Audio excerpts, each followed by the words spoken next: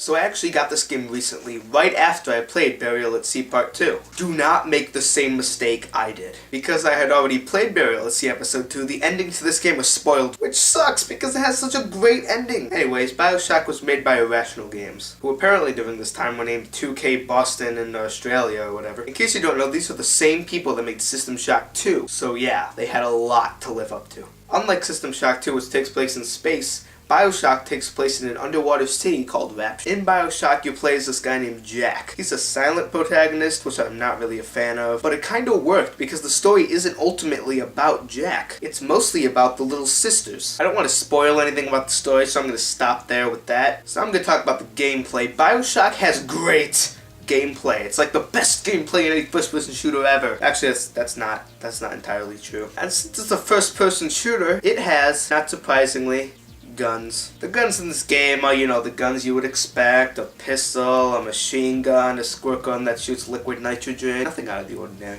But the only gun in the game that you will ever use is the shotgun. The most overpowered weapon that has ever been in any video game of all time. You do not know power until you have shot a splicer in the face with a shotgun. And you can even upgrade the shotgun to shoot faster and harder. I love that about Bioshock. It's a first-person shooter and an RPG, which is common now, but when this game came out, it was totally not. It doesn't have quite the complex RPG elements that System Shock 2 does, but it's complex enough to where the game isn't just shoot the thing to kill the thing. For example, there is this thing called Adam. Get Adam from these little girls called Little Sisters. But before you can get to the Little Sisters, you need to take out their guardians called the Big Daddies. At the beginning, these guys hit hard. They are super hard to kill. But later in the game, all you gotta do is shoot them in the face a couple times with the shotgun and they're dead, and you can take all the Adam you want. After that, you have to decide whether you're going to harvest or rescue the little sister. Harvesting will give you a ton of Adam, like more than you could ever imagine. The only problem is it will kill the little sister and give you the bad ending. Rescuing them will give you less Adam,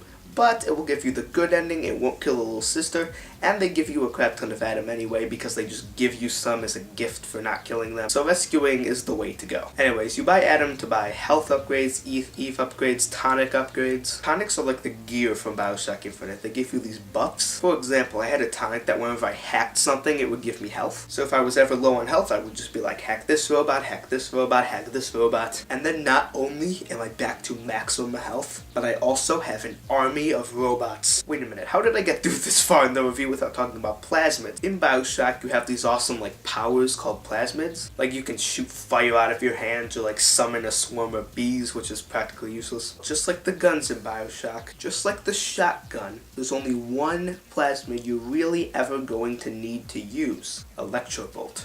Electrobolt allows you to shoot lightning out of your hands, so whenever you face an enemy, all you gotta do is stun them with the Electrobolt and shoot them in the face with a shotgun and they're dead. Instant kill. For the most part. If you are planning on getting this game, I would strongly recommend not rushing through it. This is a game where you're really going to want to stop and take in the atmosphere of Rapture, unless you're too scared. Seriously though, this game is really, really scary. In the first 5 minutes of the game, you go down to Rapture in this bathysphere, which is basically like a submarine. And who else to greet you in Rapture than a splicer with hooks for hands? Yeah, that's probably the scariest part in the game right there. Alright, if you enjoyed this review, then please leave it a like, and if you would like to see more videos like this one, then please subscribe, and I will see you guys in the next episode. Would you kindly?